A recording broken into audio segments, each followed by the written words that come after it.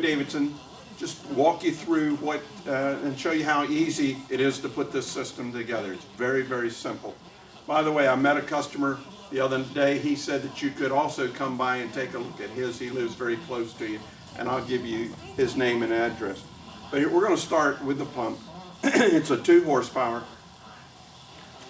The suction hose will be 25 feet long unless you need it longer. Here's your quick couple, comes into the suction side of the pump. Here's your foot valve that would be on the end. It also has a screen, and the foot valve is there to keep you primed all the time. On the discharge side of the pump, it will be quick coupled also. There'll be a short piece of hose between your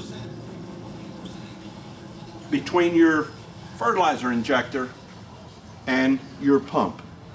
You were asking about the fertilizer injector, and this is what it looks like. This will serve a dual purpose. The pump will have a tendency to pump more pressure than you will need, and we can control that pressure with this main valve. So if you tighten down on it, it will bring the pressure down, and you can look at the pressure gauge right on the filters and determine the pressure. To make the fertilizer injector work, you have the 2 vertical valves here open, one on each side. You have a small valve here. This one remains closed, and I'll tell you what that's for in just a minute. You do not close this valve. The pump would be deadheading.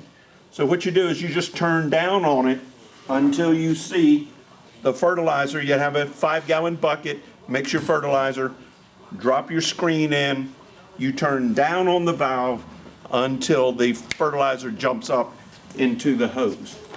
And then when you don't want to fertilize, you merely turn these 2 valves horizontal, and it would no longer be sucking up. Then the water continues through the filter, and you come to your manifold. This is your discharge manifold. The water's coming in. You notice it's going in the top. The filters have sand in them. The water goes into the filters and then drains through the sand. The sharp sand will catch any algae that's in the system. The water will come through the bottom, out through the middle bottom manifold, and go to the field. So you can see how simple the design of this system is. To back flush it, you merely turn one valve.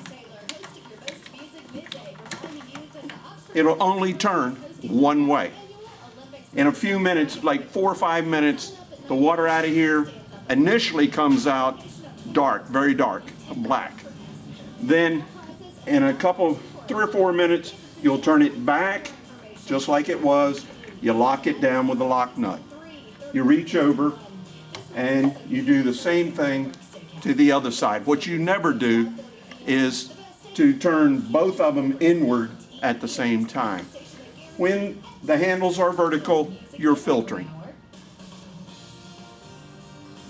The water then, as I indicated, will go through. You want to clean the filter once a day, every day. Let's take a look at what happens and with the mechanics of putting your sand in the filter. Inside the filter, you can, there's a round disc, and you're just going to shove it aside so that you can get the sand into it. Easy does it initially because you don't want to harm some delicate little fingers that are on the inside. Once you get above about 6 inches high, you can just get it on in. You're going to bring the sand up until the shoulder of the filter, right along here, a few inches below the disc that's at the top. Your lid is already put together, and here you have your pressure gauge.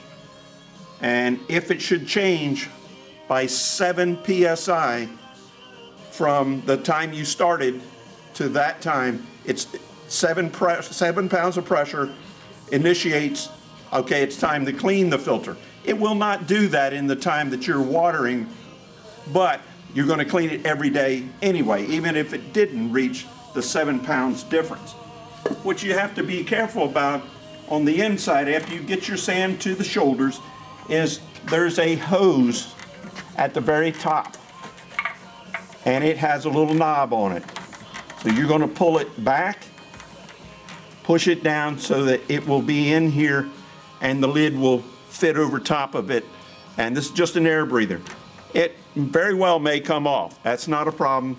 Just push it back on, and that's all there is to that.